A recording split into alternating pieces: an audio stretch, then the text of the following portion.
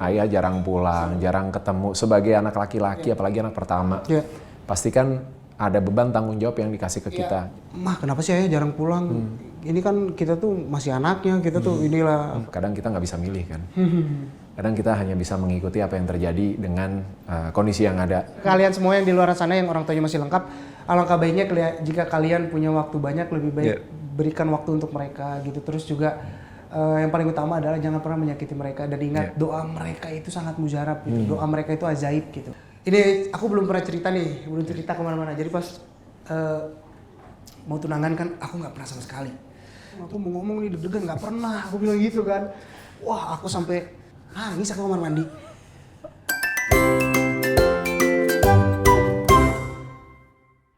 Hai semua viewersnya ada Sinatria, kita ketemu lagi di Ngode Ngobrol Lebih Dekat bareng Darius Dona di awal bulan Februari ini. Tapi sayangnya mohon maaf banget nih karena hari ini Ngode harus gue sendiri yang datang tanpa Dona karena Dona lagi berhalangan ya. Tapi nggak apa-apa, kita doain aja semoga Dona cepat baik kondisinya. Ya ini kayaknya serius banget. Tapi yang pasti hari ini di set kita di Ngode ini hangat banget suasananya, seru banget karena udah kedatangan seorang laki-laki tampan. Yang sangat digila-gilai oleh para wanita di luar sana. Gila lu gitu. Rizky Febian, hey. Bro, bro. Baik. Sehat ya, baik ya. Alhamdulillah. Ini walaupun udah bulan kedua di 2024, Siap. tapi bau-bau liburan kan masih hangat ya. Masih belum move on lah. Nih, akhir tahun kemarin, tahun baru kayaknya liburan keluarga seru banget. Seru banget karena jujur kali pertama kalau untuk aku. Pertama untuk liburan ke Eropa gitu. Jadi norak dikit ada gitu di sana tuh gitu, pertama kalinya ngeliat Eropa kayak gimana gitu. Jangan kan ke tempat destinasi yang kita tuju ya. Baru keluar dari airportnya aja kita udah seneng gitu kemarin. Keluar pesawat itu apalagi pas winter. Iya, kemarin udaranya kita winter. Langsung beda ya. Iya, udaranya itu udah beda gitu. Jadi lebih senengnya karena mungkin jarang ketemu keluarga, tapi sekali ketemu keluarga kemarin itu tuh memang planning yang memang udah aku rencanain. Jadi memang biasanya kita liburan tuh cuma di rumah gitu atau enggak kumpul di mana. Kemarin tuh sudah diatur lah. Aku ngobrol sama Lini untuk lock tanggal, begitupun ke ayah udah dari jauh-jauh hari. Karena kan nolakin kerjaan. Iya, nggak nolakin, tapi kayak oh ini udah cukup gitu. Jadi akhirnya butuh refreshing lah gitu. Akhirnya kita liburan dan seru banget di sana gitu. Berapa hari? Hampir 2 minggu di sana, kita ngubek-ngubek aja di sana. Ternyata berapa negara? Aku kemarin ke Belanda, terus ke Prancis, terus ke Italia gitu. Sama yang mampir-mampir doang tuh cuman ke Belgia doang gitu. Oh, Belgia di Brussels doang. Dia di Brussels doang. Gitu. Lihat itu ya, Mannequin Peace. Mannequin ya, ke situ doang. Ke Swiss juga? Ke Swiss ya, ke Swiss. Kita pertama kalinya main apa? Salju. Nora dong. Nora banget. Sama kita juga. Main apa namanya ini? Salju. Ski gitu kan. Oh, lihat orang kan jago banget, akhirnya apa sih yang cuman gitu doang, paling gampang. Akhirnya kita udahlah kita coba dan ternyata dilatih. Dilatih ternyata. Malu banget, kita lagi masih diajarin bocah-bocah bule udah jago banget. Seru. Ini ski tapi bukan snowboard ya? Snowboard susah kan, kalau aku susah itu. Seru tapi ya? Seru banget gitu. Pengalamannya juga maksudnya kita jadi tahu kultur dari mereka itu seperti apa gitu. Ditambah pas banget tahun baru, jadi banyak banget negara lain yang datang ke sana juga kan. Dan banyak juga orang Indonesia. Juga tahun baru di Milan kalau nggak salah. Aku tahun baru di Milan. Gitu. Banyak orang Indo di sana. Gitu. Ya, di Duomo ya. Jadi pas di sana, masih berasa ada Indo-Indonya. Oke, liburan bersama dengan keluarga. Betul. Hal apa yang paling selain destinasinya ya udah pasti ya. Kalau kebersamaan sama keluarga, hal apa yang paling berkesan banget yang kalau di rumah kira-kira wah nggak bakal dapet nih rasanya nih. Sebenarnya lebih yang berkesan itu adalah momen sih, karena momen itu kan harus kita yang buat ya. Jadi kayak ketika di sana tuh hal sederhana aja bisa menjadi suasana hangat gitu. Kayak adik-adik aku tuh kan memang kocak aja orang yang gitu, nggak bisa diem, bercanda, apa-apa dijadiin bahan lawakan, ditambah ada ayah di sana. Jadi kayak momen-momen kecil itulah yang mungkin yang bisa mengobati gitu. Karena kan aku udah sering manggung gitu. Ayah akhirnya juga sekarang sibuk dengan pekerjaannya, ngurus YouTube dan kerja-kerja off air. Terus Rizwan adik aku yang laki-laki yang ketiga juga dia udah mulai bernyanyi, udah fokus nyanyi, udah manggung-manggung, udah bikin single. Putri ngikutin juga, jejak abangnya nih. Iya, alhamdulillah Putri juga begitu fokus di dunia sosial medianya gitu. Ya kita jadi karena jarang ketemu, jadi kemarin tuh banyak banget momen ketika kelar liburan. Sedih gitu rasanya tuh, jadi kayak udah nih, jadi back to routine nih, jadi harus fokus kerja lagi, harus pisah lagi, kayak gitu sih sebenarnya. Jadi kemarin tuh momen yang benar-benar aku manfaatin banget gitu. Kamar kita harus ngumpul gitu, kayak gitu-gitu. Bisa misah tapi? Kamar tuh akhirnya aku pengen ngumpul sama adik-adik. Jadi satu kan rame-rame gitu kan, karena kapan lagi gitu. Walaupun sebenarnya kalau dari usia kan agak lumayan berjarak ya. Aku sama Putri. Iki sebagai Aku anak sama pertama, Putri itu 3 tahun, sama Injan itu 7 tahunan bedanya. Jauh kan, lumayan cukup 7 tahun jauh. ya. Sama Karena kan bebannya anak pertama, jadi mau tidak mau harus mengawali apapun itu gitu. itu dia.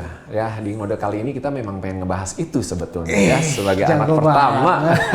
Serem hostnya. Ini kalau ngomong-ngomong, Saya minum dulu. silakan. Kesedak ini. Tenang aja, tenang. Ya, beban sebagai anak pertama mulai terasa sekarang ya.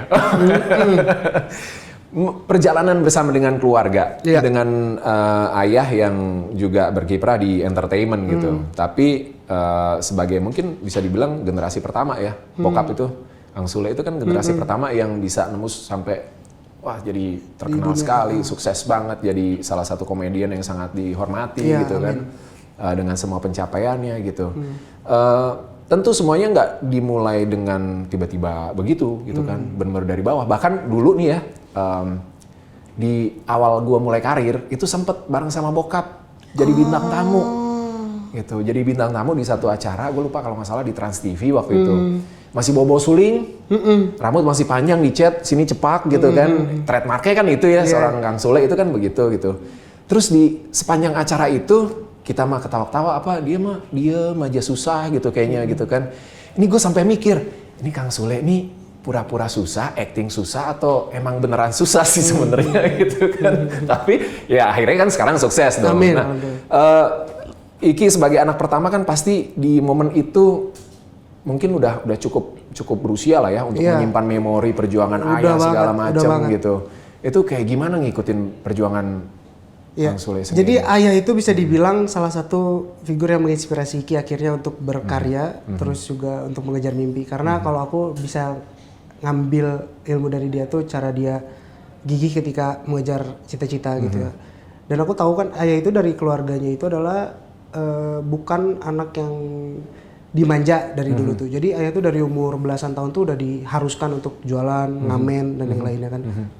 Jadi pas ketika lahir aku dengan ekonomian juga belum bagus-bagus amat dan aku masih merasakan, aku tuh masih sempat ngalamin kayak misalkan ya kalau mau makan tuh ya nunggu ayah manggung gitu. Serius? Ya aku tuh tinggal di rumah emak terus cuman beberapa petak sama mama gitu. Aku masih merasakan hal itu dan itu di Cimahi itu. Cimahi masih ya.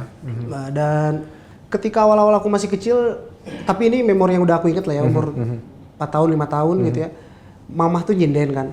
Jadi dulu tuh ya ekonomi tuh dari mama, terus ayah gantian perjalanan gitu. Dan ya alhamdulillahnya maksudnya aku sih bersyukur ya gitu. Maksudnya terlahir dari keluarga yang misalkan berawal dari yang memang mereka tahu rasa perih, rasa jatuh itu seperti apa gitu.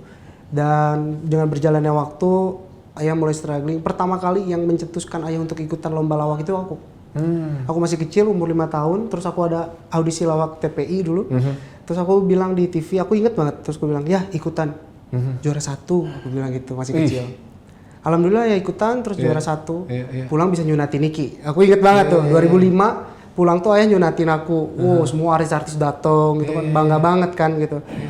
Tapi ya bukan itu tuh kalau nggak salah momen itu tuh 2005-2006 tuh. Soalnya waktu itu lupa apa udah nikah Madonna atau belum gitu. Pokoknya awal-awal banget lah. Jebolan TPI gitu, pokoknya 2000 segituan lah ya gitu. Dan ya di situ sih aku kan karena masih kecil ya, cuman entah kenapa dengan berjalannya waktu semakin dewasanya aku, dulu mungkin waktu kecil tuh ada rasa sedihnya karena ngapain sih di Jakarta ya gitu, jarang ada waktu sama anaknya. Padahal di satu sisi ya mereka berjuang kan ya di sana. Sampai akhirnya dewasa, aku ingat bahwa ayah itu memperjuangkan semuanya ya buat keluarga gitu, buat betul. mengangkat derajat kita gitu. Ya sampai akhirnya ayah memberanikan diri ke Jakarta, terus akhirnya mulai dipandang lah di Jakarta. Di situ aku ingat umur belasan tahun gitu ya, dan titik di mana akhirnya aku mulai ngerasa bahwa oh iya, ayah tuh memang panutan gitu ya. Ya ketika aku udah dewasa tuh mikirin bahwa ayah ini bisa sejauh ini pasti tidak lain karena perjuangannya dia gitu. Maksudnya tuh dalam artian dia berjuang dari nol gitu. Jadi itu mungkin yang terserap dari memori aku sampai akhirnya ketika aku punya cita-cita sekarang pun ya ayah tetap jadi panutan gitu. Saat di momen perjuangan itu di dalam diri Iki sendiri ada pertentangan nggak sih? Ada rasa tadi kan sempat di mention ayah jarang pulang, jarang ketemu sebagai anak laki-laki, apalagi anak pertama. Pasti kan ada beban tanggung jawab yang dikasih ke kita. Jagain emak ya, jagain adik-adik. Sementara kita juga masih butuh perhatian kan, kita juga masih butuh, kita masih haus kasih sayang. Itu sempat terjadi pertentangan nggak sih? Sebenarnya bukan pertentangan, tapi lebih ke ngeluh aja sih, kayak mah kenapa sih ayah jarang pulang? Ini kan kita tuh masih anaknya, kita tuh inilah, apalagi di sekolah itu, aku tuh dari SD, SMP, aku SMA homeschooling, aku ngambil rapot tuh nggak pernah sama orang tua. Sendiri? Ayah fokus di Jakarta, mama karena udah lahir putri. Jadi aku ambil rapot tuh sama emang ada. Jadi bayangkan sesedih itu ketika bagi rapot, orang lain bisa pelukan sama orang tua, ngambil ini. Cuman di saat itu, momen itu tuh entah kenapa aku udah punya rasa legowo bahwa sudah ada rasa pengertian bahwa oh mama ngurus adik-adik, ayah di Jakarta, ya udahlah yang penting Iki tahu situasinya seperti apa gitu. Ya paling gitu, aku biasa ya kenapa nggak bisa ada sama keluarga, ayah kenapa ini, dulu ada rasa malu dengan pekerjaan ayah gitu, masih kecil gitu kan, karena ayah diolok-olokin di TV, diapain itu segala macam. Ya semakin bertambahnya umur Iki, akhirnya ya aku ngerti bahwa justru adalah ayah itu mendapatkan pekerjaan yang sangat mulia karena membahagiakan orang sekitar, membuat orang tertawa di sekitar. Disitulah aku jadi bangga. Dan sisi lainnya ya proses dia untuk menjadi dia yang sekarang tuh tidak semudah itu gitu sih. Dari mana penerimaan itu bisa muncul? Apakah dari pesan-pesan dari mama yang selalu nanamin nilai-nilai itu ke Iki, atau memang dari diri sendiri udah muncul pemikiran-pemikiran yang dewasa loh sebetulnya dengan usia yang masih muda banget ya? Selain dari mama gitu ya, dari aku pribadinya pun akhirnya punya pemikiran, ini juga aku bingung nih. Aku tuh entah kenapa dari dulu, dari umur belasan aja, aku tuh udah punya pemikiran kayak gini. Dengan ayah yang kerja kayak gini kan roda berputar nggak tahu sampai kapan. Itu umur belasan kalau aku ingat. Terus aku sampai ada pemikiran, ingat banget, kalau nanti mama nggak ada, terus ayah nggak ada, taruhlah nanti aku tuh punya adik-adik banyak misalkan, belum ada Ferdi, belum ada Ridwan. Kalau aku nggak punya uang, nggak punya apa, gimana ya? Dan aku ngelihat perjuangan ayah sebegitunya. Umur aku ingat banget. Itu udah muncul dengan sendirinya. Nggak tahu kenapa, ada rasa takut, ada rasa khawatir gitu. Tapi dari kecil mah emang sebenarnya udah dewasa ya pemikirannya. Karena situasi, karena Tapi nggak semuanya keadaan. Kan ada yang bilang kalau anak pertama itu bertumbuh dan dewasa bersama dengan keluarga. Akhirnya kan anak pertama nih jadi kayak menanggung beban kan. Dan itu mempengaruhi apa yang terjadi di dalam keluarga, mempengaruhi terbentuknya si anak ini juga gitu. Makanya ada yang anak pertama sukses banget, ada yang belangsak banget gitu kan. Tapi kalau ngeliat Iki kan sukses nih, berarti kan sebenarnya dari kedua orang tua, dari mama papa juga, walaupun mungkin papa berjarak gitu ya, tapi akhirnya kan Iki juga bisa ngebentuk dirinya jadi figur yang juga dewasa dan menerima keadaan dan terus bertumbuh kan. Dan tapi terluput dari itu pun sebenarnya sosok ayah juga sangat berpengaruh dari Iki, karena walaupun jarang ketemu dan yang lainnya, ayah tuh tipikal orang yang memang sulit untuk ngomong kayak ayah tuh sayang sama Iki. Enggak, dia tuh nggak bisa banget, tapi dia tuh memperlakukannya tuh sebenarnya tuh bisa, dia tuh perhatian lebih dari yang kita nggak tahu gitu dia tuh. Tapi caranya aja gitu dia tuh. Contohnya tuh kayak misalkan dia tuh bisa nih saking gengsinya, kalau aku lagi ini kita keadaan sekarang lah misalkan, kalau aku off air pasti nanya keadaan akunya tuh ke asisten aku. Itu si Iki gimana kabarnya? Gengsi ya? Kasih tahu jangan lupa makan. Berarti gitu. Yang Sule tuh tipe ayah yang gengsi ya? Dia nggak mau nunjukin secara langsung, tapi sebenarnya perhatian banget. Dulu-dulu tuh gitu caranya. Sampai titik akhirnya kita mulai saling terbuka, saling akhirnya kita bisa ngobrolin apa aja bebas sampai akhirnya lu anggap gue temen aja gitu. Ya ada momen. Itu kapan tuh momennya? Momen ketika mama udah nggak ada. Momen mama ketika udah nggak ada, akhirnya aku harus melegakan hati untuk bahwa gue nggak bisa. Kalau ayah nggak bisa mendekatkan diri ya, aku pribadi harus bisa mendekatkan diri. Akhirnya aku pikir bakal harus dengan proses yang lama ya untuk bisa terbuka sama cukup 5 menit. Ayah mau kerja, aku mau kerja. Udah kita ngobrol cuma 5 menit. Dari situ kita kebuka semuanya. Alhamdulillah sampai sekarang gitu. Alhamdulillah. Iya, Kita mau ngobrolin apa? Kita tuh sesantai itu gitu. Wow. Akhirnya sekarang gitu sama ayah. Ya. Berarti cukup panjang ya untuk bisa punya momen Seperti itu gitu ya. seperti itu yang akhirnya bisa sama-sama cair gitu Ya, kan. dulu kan aku mikir gini, apa sih saya nggak pernah balik gitu, nggak pernah sama keluarga. Ketika aku punya kerjaan, ketika aku nggak bisa ketemu sama ayah, di situ aku ngerasain, oh ya gini ya ternyata rasanya nggak bisa ketemu sama keluarga. Dan aku yakin juga ayah ketika aku tanyain dulu waktu kecil, dia juga bingung untuk menjawabnya seperti apa. Dan kerasa ketika aku udah punya adik-adik, ketika aku udah manggung-manggung, adik-adik nanyain, mana sih ya nggak ada waktu, adik-adik kan pengen ketemu. Karena akhirnya dengan ketidakhadiran ayah, dengan perjuangannya dia, Iki yang mau nggak mau sedikit banyak ngambil peran itu di rumah. Makanya sampai sekarang deket banget sama adik-adik semua. Alhamdulillahnya itu yang ditekankan sama mama sama ayah sih. Mau bagaimanapun saudara itu adalah hal yang terpenting gitu. Karena bagaimanapun nanti di kemudian hari juga kita kalau misalkan susah amit-amit atau apa, orang pertama yang pasti akan nolong tuh ya adik-adik kita atau enggak kakak kita gitu. Ini nggak gampang ya sebagai seorang anak, apalagi anak pertama dengan beban harus ada adik-adik di bawahnya gitu kan. Sementara ayah jarang pulang gitu.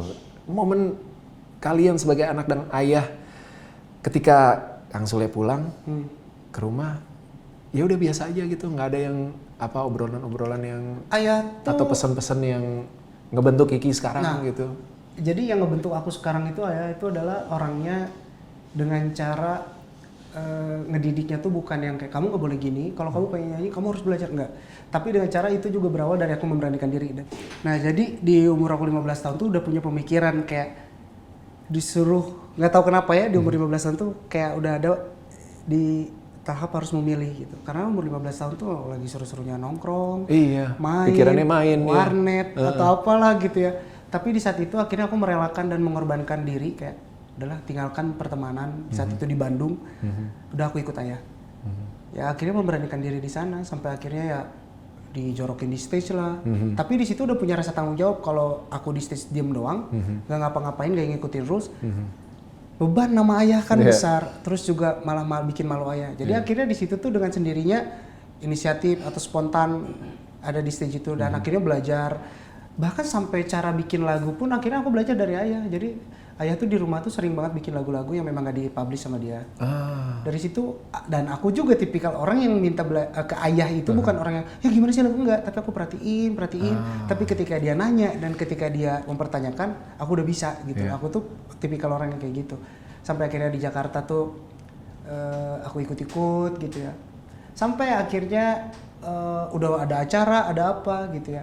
Cuman kan tetap dalam hati kecil aku juga nggak mau gitu membebankan sama orang tua. Aku juga nggak mau sampai kapan gitu ya. Sampai akhirnya tuh ayah tuh memberikan pelajarannya, ya udah tiba-tiba sama ayah nggak dikasih tempat untuk berekspresi. Syutingan banyak yang nguling, ayah tolak, ayah apa. Sengaja. Itu buat ngetes atau Tambun. Akhirnya pada akhirnya ngaku waktu itu dia ngetes. Dan mungkin waktu itu kalau aku tahu mungkin aku marah ada yang lainnya. Tapi ternyata itu bentuk pendewasaan aku juga walaupun bukan di umurnya ya saat itu aku masih 16, 17. Selama 3 bulan yang aku baru aja memutuskan oke, aku homeschooling karena udah ada kerjaan nih gitu kan. Homeschooling mulai tiba-tiba kerjaan nggak ada sama sekali. Terus akhirnya baru sadarnya tuh kalau itu ternyata yang ngetes. Jadi selama 3 bulan itu aku belajar nyanyi lewat YouTube. Itu aku belajar nyanyi lewat YouTube. Itu udah ada keinginan buat jadi penyanyi? Dari kecil tuh aku kalau ditanya sama orang, aku pengen jadi penyanyi. Dari kecil.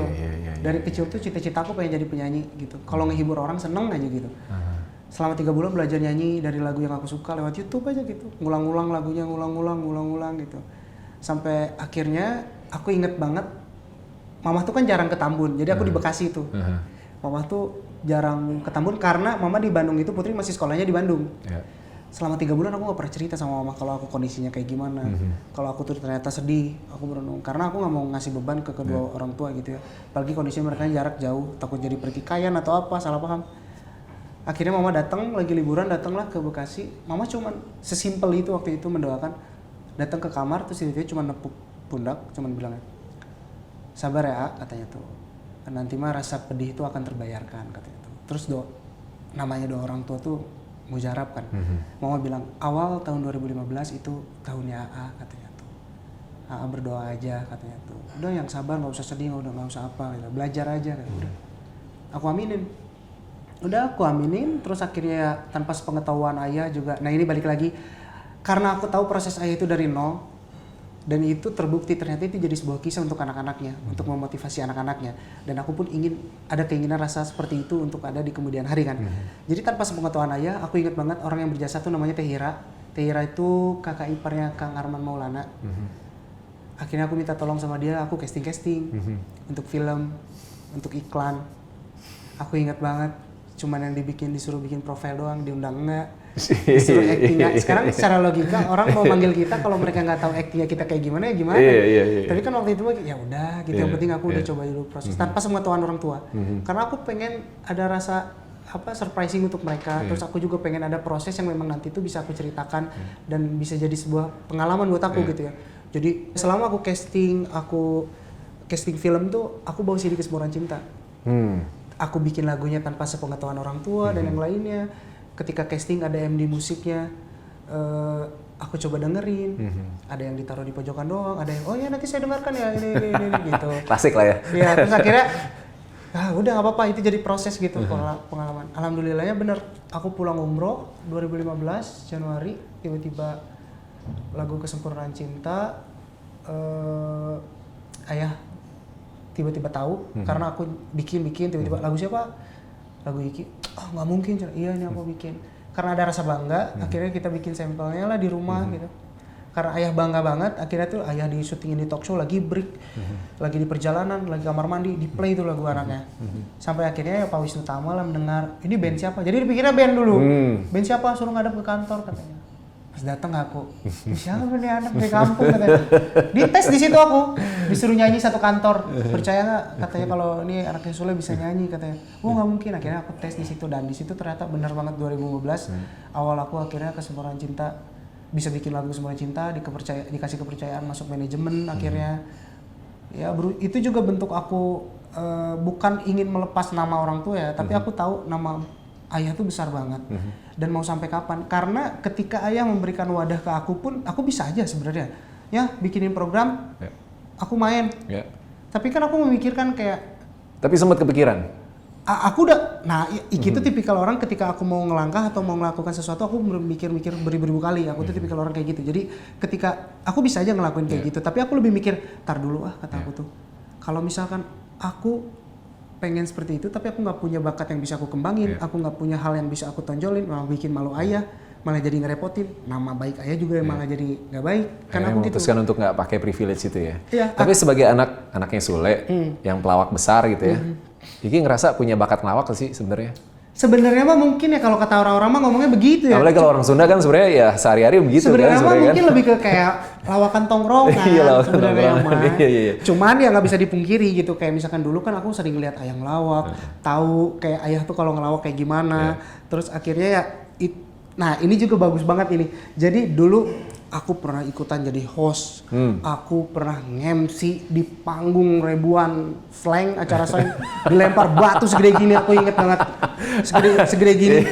Saking aku pengen tahu pengalaman di dunia entertain, karena aku pegang teguh omongan mama aku, kalau di dunia entertain itu ya kamu harus bisa semuanya, harus bisa multi talent gitu.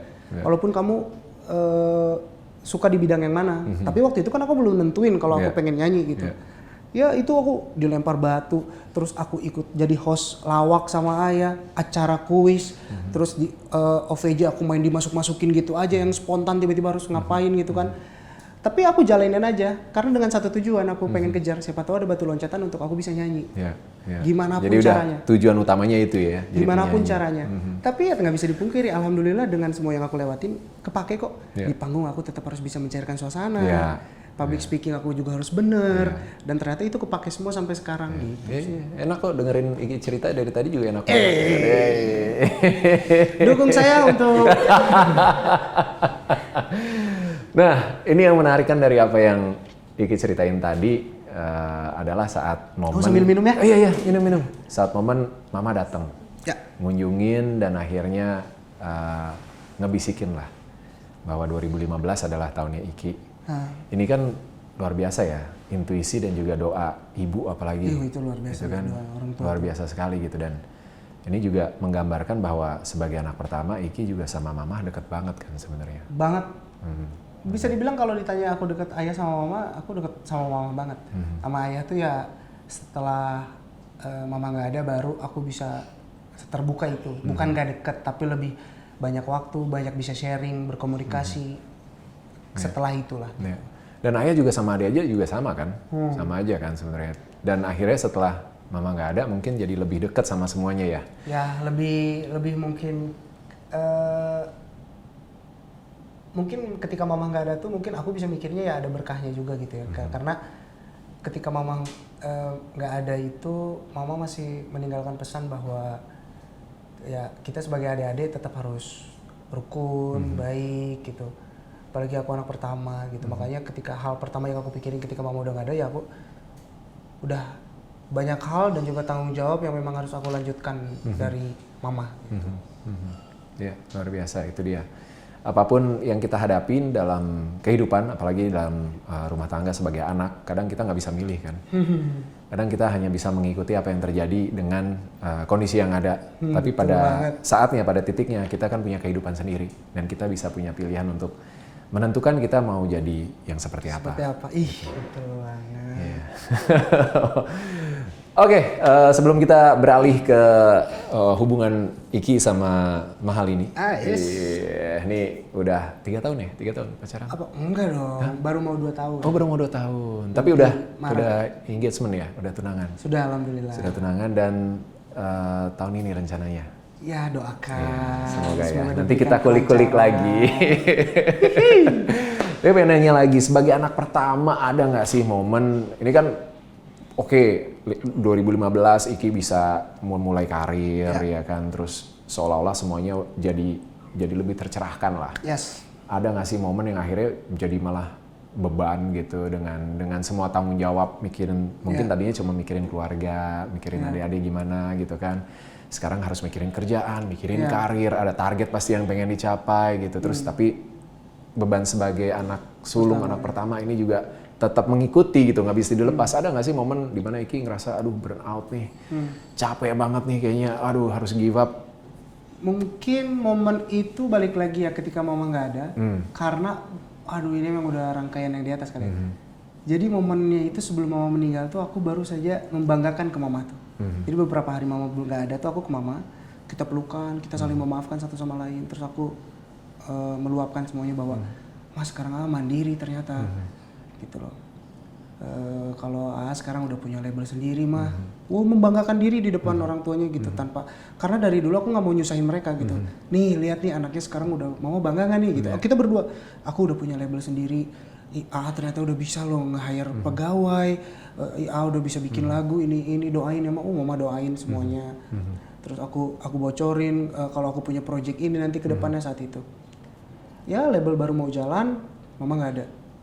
Udah saat itu aku ngerasa tujuan hidup aku udah hilang. Aku ngerasa udah nggak ada lagi yang bakal aku kejar. Apa? Karena selama ini aku berjuang dari kecil sampai sekarang, sampai saat itu gitu ya. Tujuan aku cuma satu, cuma pengen mengangkat derajat martabat mama saat itu. Gitu. Aku pengen ngangkat derajat mama karena mungkin orang di luar sana mikirin bahwa oh enak, Kang Sule kaya lah, udah banyak banyak uang dan yang lainnya ya.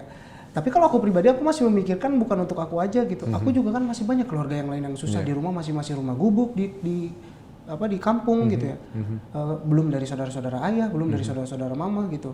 Makanya aku bilang mungkin ini tongkat estafetnya dari mama lah nantinya, mungkin kalau aku kedepannya bisa melanjutkan tanggung jawab aku untuk ngelanjutin tanggung jawab yang biasanya mama lakukan gitu. Karena mama tuh orangnya tuh luar biasa penyabar, baik banget. Jadi ketika mama nggak ada, aku sampai Airfast itu aku buat waktu itu bertiga, aku lalu sama Rahul. Aku ingat banget kantor masih di rumah, basement parkiran, kita cuma bikin kantor, nggak ada mobil, jadi kita cuma taruh meja, lampu seadanya. Ya kita bikin label yuk, yakinin udah. Pas mau jalan tiba-tiba mama nggak ada, terus aku bilang sama Rahul, kayaknya label nggak usah deh, nggak jadi. Sempat ada titik di mana kayak udah dah, sampai jelek pemikiran sejelek-jeleknya aku, sampai aku bilang kayak udahlah gue balik ke Bandung, terserah di Bandung mau ngapain, terserah sampai ada titik di mana nggak memikirkan adik-adik, saking kayak karena semenggebu-gebu itu cita-cita aku pengen ngangkat derajat mama gitu kan. Tapi pas mama nggak ada, udahlah nggak usah, nggak jadi. Cuman balik lagi yang membangkitkan itu adalah almarhumah mama gitu. Entah kenapa selalu dibayang-bayangi mama, terus dengan mama yang lewat mimpi dan yang lainnya senyum terus. Ya akhirnya membuat aku bangkit ya justru ya jangan terlalu berlarut dalam kesedihan lama gitu ya. Terus aku mikir akhirnya ya udah, mungkin emang udah waktunya tugas aku untuk lanjutin tanggung jawab mama. Ya akhirnya aku bisa bangkit alhamdulillah waktu itu. Tapi dengan waktu yang cukup lama waktu itu juga berbulan-bulan gitu. Aku ingat banget mama sebelum meninggal waktu aku ketemu berdua itu, mau bilang, mama ngomong ini, sabar A, nanti juga ada waktunya katanya, nanti akan ada project AA, 3 project, sukses, booming. Dan ketika aku bangkit, aku mulai ngerintis lagi, saat itu tiba-tiba lagu Cuek, Mantra, Makna, direspon positif. Dan persis dengan apa kata-kata mama ngomong, ada 3 lagu, ada 3 project kata mama, nanti yang bakal jadi batu loncatan AA lagi katanya. Dan terbukti mama nggak ada, tiba-tiba 3 lagu itu booming gitu aja. Akhirnya Airfast musik stabil, akhirnya aku mulai belajar lagi, akhirnya aku mulai bangkit lagi, ya alhamdulillah sampai sekarang gitu. Ya, kadang memang kita hanya butuh waktu ya, waktu yang menyembuhkan kan. Betul sekali. Di momen terberat yang memukul kita sampai kita akhirnya jatuh, akhirnya kita ya mungkin butuh waktu untuk merefleksikan semuanya, untuk menenangkan pikiran kita. Sampai akhirnya kita berkata, oke, siap deh gitu. Ya, untuk bangkit lagi, dan itu titik baliknya balik lagi dari mama ya. Ya makanya nih aku mau bilang buat kalian semua nih, yang orang tuanya masih lengkap, jangan disia-siain kalau ada waktu, berikan mereka. Sepertinya mama hadir. Oke, mama, tenang mama. Mama tenang mama. Ini komedi sekali ya hari ini. Ini karena yang diundang anak salah satu komedi besar Indonesia. Padahal lagi sedih loh ini. Lagi sedih loh, tapi komedi loh. Ya mau serius gimana? Orang di dinding mata kelihatan kan? Gue mau nahan ketawa tapi juga gak bisa. Ini kita mau cari aja kan? Tragedi ini, tragedi. Maksud aku mau kasih tahu nih ke kalian semua yang di luar sana yang orang tuanya masih lengkap. Alangkah baiknya jika kalian punya waktu banyak, lebih baik berikan waktu untuk mereka gitu. Terus juga yang paling utama adalah jangan pernah menyakiti mereka, dan ingat doa mereka itu sangat mujarab gitu. Doa mereka itu ajaib gitu. Jadi aminin doa-doa baik dari mereka. Walaupun memang kadang balik lagi kita sebagai anak kan kadang nggak bisa memilih lahir dari orang tua yang seperti apa, dan kadang itu memang jadi problem yang berat sekali. Tapi inilah yang harus kita lakukan. Kita harus menerima masa lalu kita, kita harus menerima keluarga kita, diri kita, dan berdamai sama itu. Dan seperti Iki bilang, jangan sampai kita berbuat jahat sama orang tua kita. Iya, jangan. Jangan sampai gitu. Jadi karena itu akan berpengaruh sama diri kita dan kehidupan kita untuk jangka yang waktu yang panjang gitu. Nah, mungkin kalau teman-teman masih merasa di momen kenapa sih hidup gue gini banget gitu ya.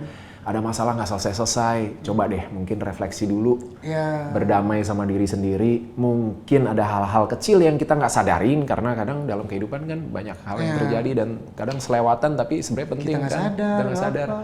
Lalu berdamai, ngobrol sama orang tuanya kalau masih lengkap gitu ya, ngobrol satu-satu gitu, atau salah satu, karena ya yang bisa bikin hidup kita lebih baik adalah restu dan doa orang tua pada akhirnya. Banget. Makanya aku tuh sampai detik ini ketika orang selalu bertanya ke aku gimana perjuangannya, gimana kerja keras Iki akhirnya bisa ada di titik ini. Aku nggak pernah bilang kalau ini kerja keras Iki sendiri gitu. Selain di luar sana ada tim, ada orang-orang yang mendukung, fans, fellas dan yang lainnya. Semua aku bisa ada di titik sini itu ya karena doa orang tua. Kalau nggak ada restu dari mereka, Iki nggak mungkin bisa menjalani ini semua gitu. Walaupun dengan caranya masing-masing ya. Iya, betul. Gitu. Nah, kalau boleh tahu Ki, selain Mama pastinya ya, salah satu yang selalu support dan hadir dalam kehidupan Iki, lalu juga ada Ayah juga. Siapa sih orang-orang di sekitar Iki yang paling berjasa sampai akhirnya Iki bisa ke titik sekarang? Ya selain orang tua gitu ya, terus juga ada orang-orang yang memang berjasa ya, seperti aku bilang tadi ada Teira, terus juga aku mau shout out sama para musisi senior. Aku ingat banget 2015 ketika 2016 lagu Kesempurnaan Cintanya naik, aku bingung di dunia entertain apalagi di dunia musik harus ketemu siapa, nggak punya link, nggak gimana. Dan salut sama Kang Arman Maulana, aku salut sama Sandi Sandoro, Bung Tompi, almarhum Bung Glenn. Aku ingat banget di satu acara yang sama. Aku kalau untuk perihal musik, aku tipikal orang yang bodoh amat untuk malu. Jadi ketika ketemu sama mereka, aku beraniin diri, aku datang sama mereka. Aku nanya gimana petua, gimana cara untuk survive di dunia musik, gimana cara beretitude dengan musik, bagaimana caranya menghormati gitu. Dan menurut aku itu penting buat aku, bekal buat aku. Sama almarhum Mike Mohede waktu itu, aku ingat banget beberapa minggu sebelum dia mau nggak ada tuh, aku alhamdulillah punya kesempatan ketemu dan aku bertanya, aku ngomong gimana caranya untuk bisa bertahan musik di sini gitu. Dan itu orang-orang yang menurut aku berjasa dan aku nggak salah bertemu dengan mereka gitu. Yang ngebentuk aku akhirnya sekarang kayak gini gitu. Dan orang-orang ya label Airfast gitu ya yang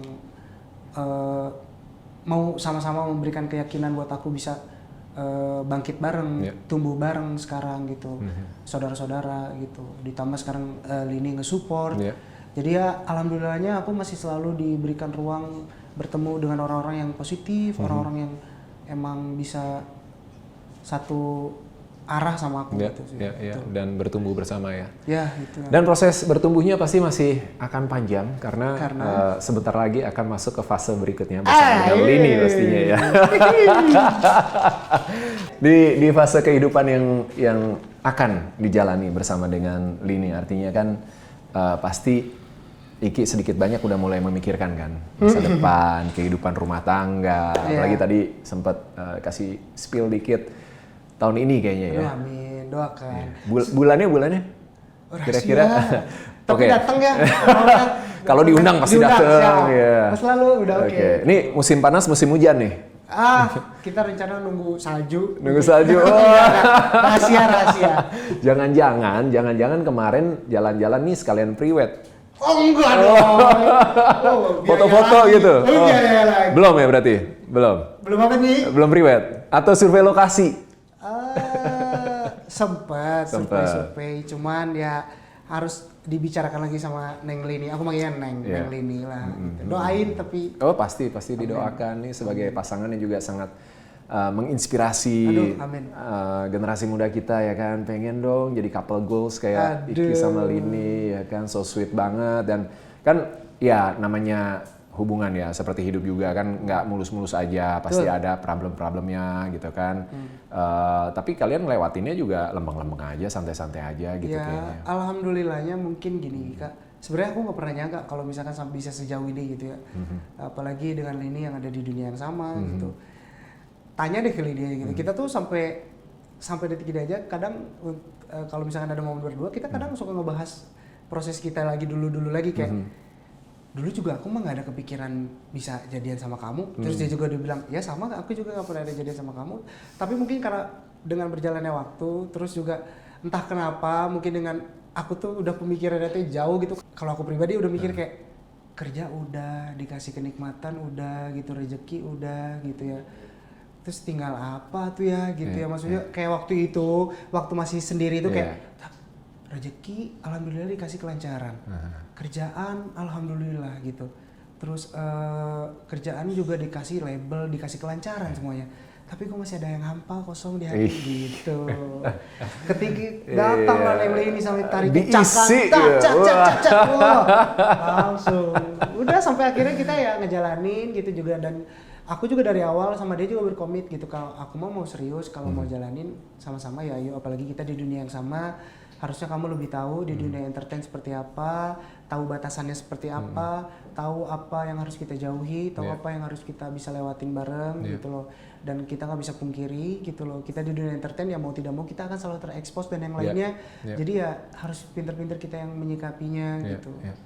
Tapi kayaknya hubungan kalian memang ngalir gitu aja ya, ngalir. Dan sama-sama punya kedewasaan emosional juga gitu kan. Sama-sama Pisces ya? Sama-sama Pisces. Iki kan 25 Februari, kalau ini?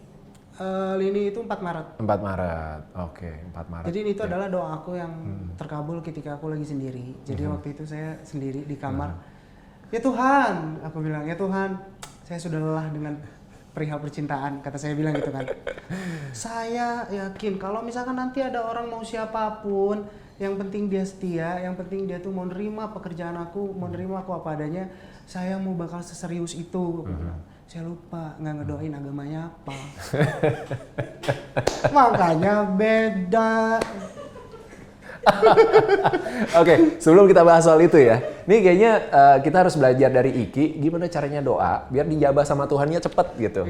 Iya kayaknya ya walaupun prosesnya pasti lewatinnya pasti ada nggak enaknya juga gitu kan. Mungkin Cuma kan ada yang seperti ini kan. Kita tuh kadang nggak pernah nyadar kalau misalkan kita ada jalur khusus kayaknya. Kalau kita berdoa biasanya itu kan pasti kita tuh tidak langsung diberikan sama yang di atas karena yang di atas tuh tahu apa yang kita butuhkan gitu kan. Jadi kayak aku yakin Tuhan itu tahu menaruh nih doa kamu ini, dulu kamu doa ini, nih ayo sekarang saya kasih mau gimana, tinggal kamu yang ngejalanin, tinggal kamu mau bersyukur gitu loh. Jadi kalau menurut aku ketika aku ngedoa kayak gitu ya udah aku udah aja. Ketika dapetin dia ya aku udah lupa doanya. Nah, sama Allah makanya diingetin lagi, nih katanya tuh. Kan doanya segini doang. Iya, aduh lupa doanya nggak lengkap gitu loh. Oke, itu kan salah satu tantangannya ya, challenge-nya dengan perbedaan agama. Kalau yang penguatnya apa sih sebenarnya yang bikin kalian get along sampai titik ini? Selain banyak kesamaan dari faktor keluarga, gitu ya, maksudnya dari kisah-kisah keluarganya dia dan kisah-kisah keluarga aku, terus juga nggak tahu kenapa aku ngerasa ada ikatan sama Lin itu. Jadi dulu tuh ketika kita ketemu, abis ketemu kita bisa karena aku kerja dia kerja, ya udah. Tapi kalau aku pribadi saat itu kayak ada rasa bukan kasihan tapi kayak ada rasa aduh ada rasa apa ya. Dan ayah tuh tipikal orang yang nggak pernah ikut campur tentang hubungan aku. Dari dulu aku pacaran atau apa nggak pernah ikut campur. Tapi ketika aku sama Neng Lini ini tiba-tiba ayah tuh ikut campur yang kayak ini siapa katanya si Neng ini katanya ayah kayak beda ini mah kayak rasanya kata mama Neng ini. Padahal nggak pernah ikut campur dari dulu tuh kalau misalkan aku punya cewek ini, wah udah kerja lu, fokus kayak gitu. Nah nggak tahu sama Neng ini mah doain aja semoga dikasih kelancaran gitu. Amin.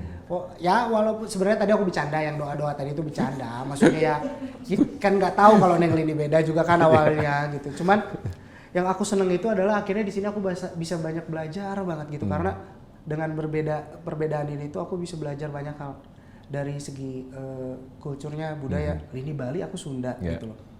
Terus akhirnya aku juga diperkenalkan budaya-budaya Bali seperti apa gitu. Aku pun mengikuti rangkaian kebudayaan dari Bali seperti apa dan ketika Lini datang ke sini pun aku perkenalkan budaya Sunda seperti apa. Jadi senangnya itu gitu karena aku sama-sama senang seni gitu ya dan Lini pun ternyata sama. Jadi ya itu mungkin yang ngebuat pembicaraan awal nyambung juga. Terus akhirnya enak diajak ngobrol gitu. Karena aku tuh tipikal orang aku tuh udah yakin kalau aku punya pasangan nantinya gitu aku pengen punya pasangan yang enak diajak ngobrol gitu.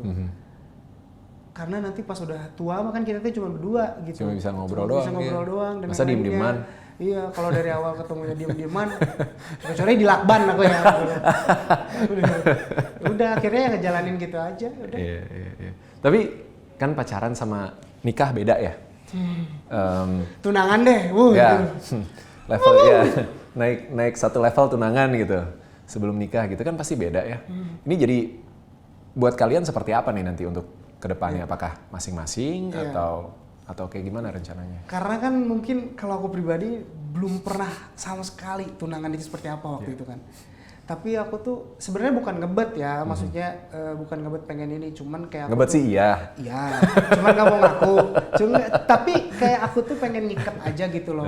Dan karena aku ngerasa ini keluarga kedua pihak udah sama-sama enak, udah sama-sama dekat satu sama lain gitu, kedekatan udah bagus gitu. Dan aku ya udah tiba-tiba Lini lah yang mempertanyakan kayak ya udah tuh kalau mau serius mah ternyata Lininya juga cuma ngomong doang tapi buktiin gayung bersambut lah ya. Iya gitu. Pakai kode-kode nggak dia? Lini kode ini gitu. maunya gimana nih? Mau serius atau? Kalau mau serius mah ya tunjukin atuh kamu ini nih. Oh berarti pengen ngeliatin keseriusan aku. Udah ini aku belum pernah cerita kemana-mana. Jadi pas mau tunangan kan aku nggak pernah sama sekali. Ya kalau udah pernah beda cerita Oh pasti, iya, ya kan? iya sih, aduh bodoh sekali. Iya. Iya sih. Terus kan aku kebayang sama omongan orang-orang kayak, nanti mau tunangan mah ada aja tahu godaannya, katanya tuh nggak bakal lancar-lancar. Aku mikir, cerita lu, cerita gue, aku mikir gitu kan. Ternyata iya Pak, maksudnya Beneran? kayak godaan tuh ada aja. Apa Bukan godaannya? godaan dari perempuan atau apa, bukan. Tapi dari kitanya, Ah. dari aku sama Malininya gitu, kayak tiba-tiba ada aja masalah yang sebenarnya tuh bukan harus dipermasalahkan, tapi ini tuh mau beberapa hari menuju ke tunangan gitu. Mau lamaran nih, aku bikin acara pura-pura liburan aja ke Bali. Aku nggak bilang sama orang tuanya, terus aku cuma bilang, Pak, ke bapaknya Lini, saya mau ngajak makan-makan sama ayah, kebetulan ada ayah dan yang lainnya di villa. Oh ya, sana. Gitu. Nah, karena udah CS banget sama ayah nih, WA dong di bawah nih ngumpul. Ya, opening dong, aku mau ngomong nih deg-degan, nggak pernah, aku bilang gitu kan. Wah, aku sampai Lini itu baru dikasih tahu kemarin, aku bilang, aku sampai ke kamar mandi dulu, aku nangis ke kamar mandi. Nangisnya ada hal sedihnya, karena sedihnya adalah aku melakukan hal yang sangat sakral ini untuk kehidupan aku. Nggak ada mama pertama.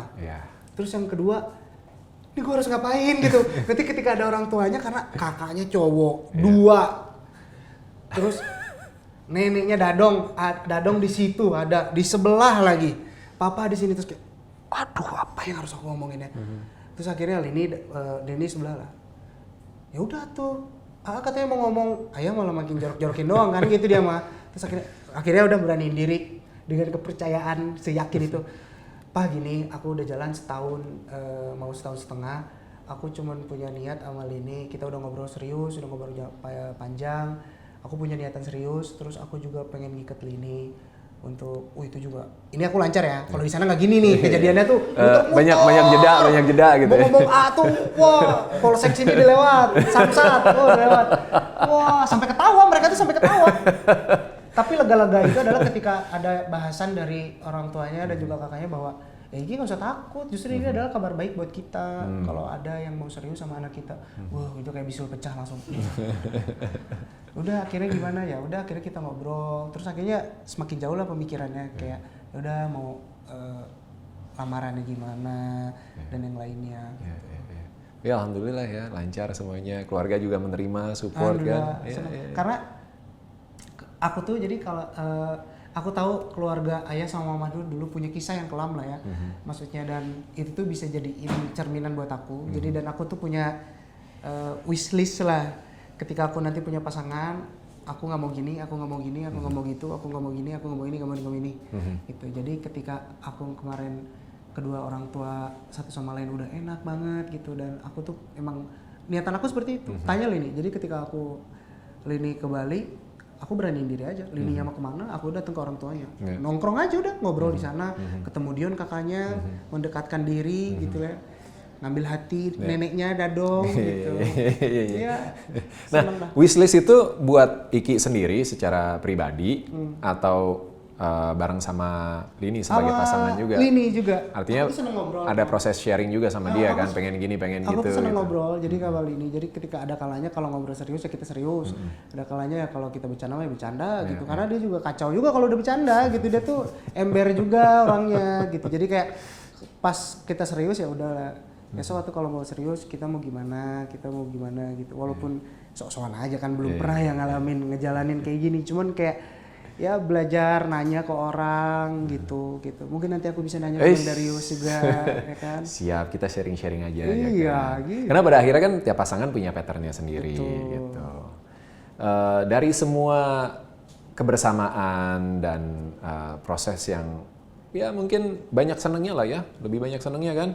Pasti kan ada tantangannya, challenge-nya. Yang paling berat apa sih challenge-nya sama Lini? Selain soal beda agama ya? Oh iya.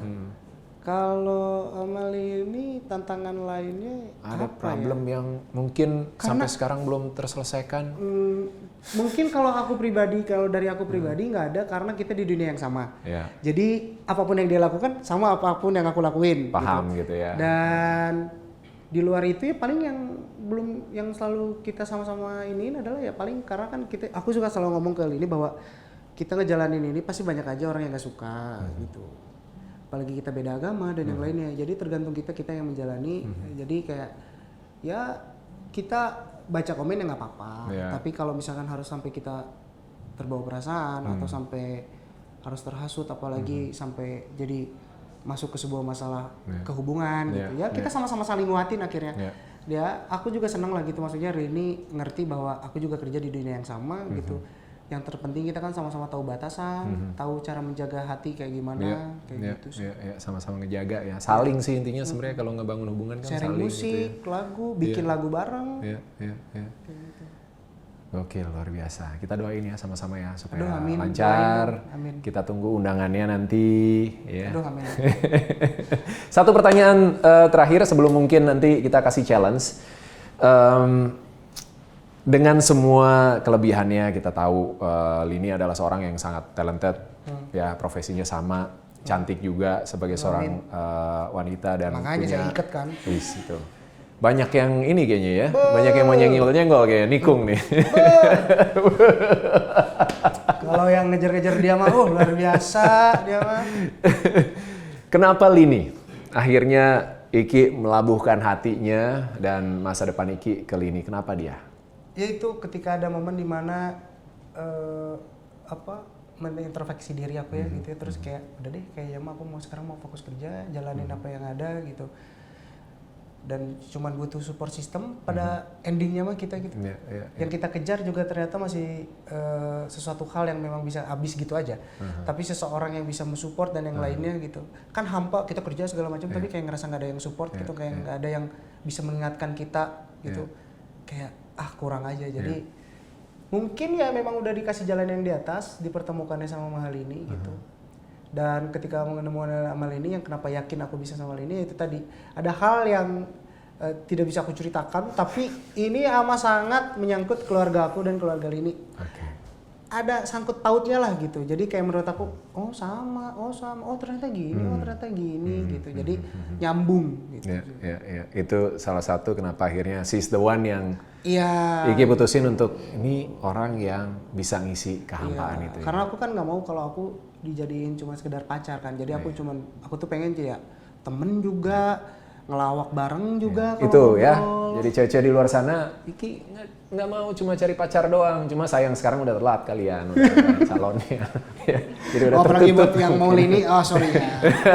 Sorry. Wah pesannya dalam banget tuh ya. Lini sorry. Kita tuh sama-sama cemburuan tau.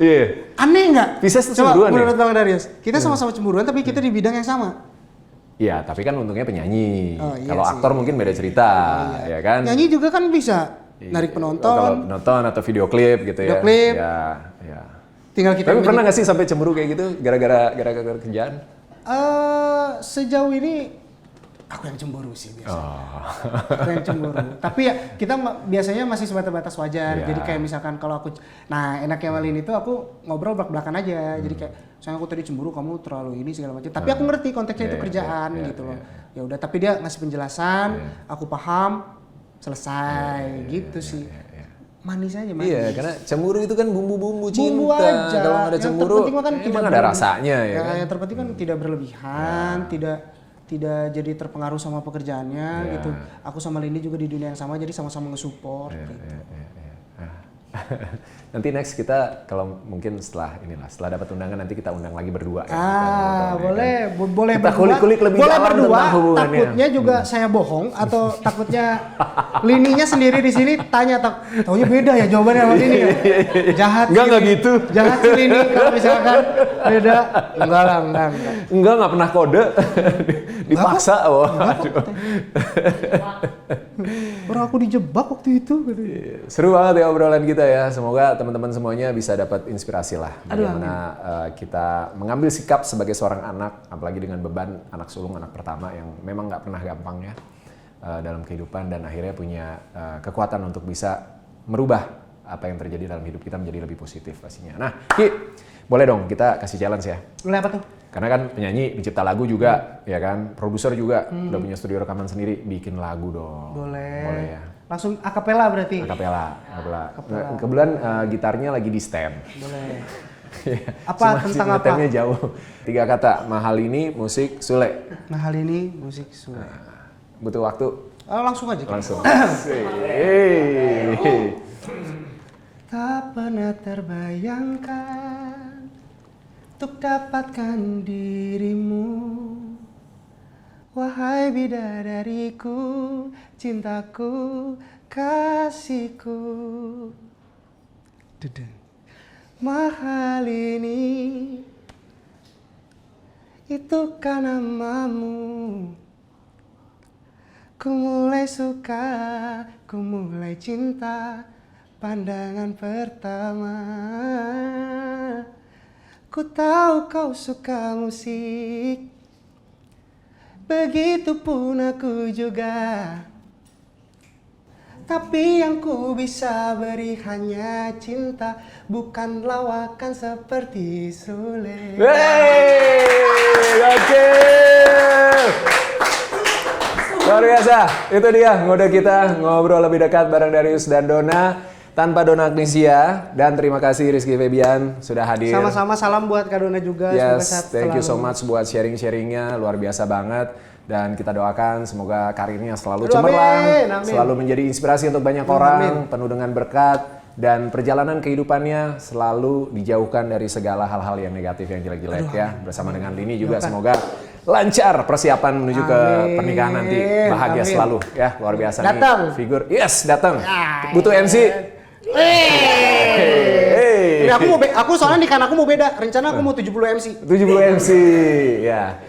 Boleh lah, saya sama Dona jadi yang 69 sama 70-nya. Ah, boleh. Itu yang spesial nanti berarti.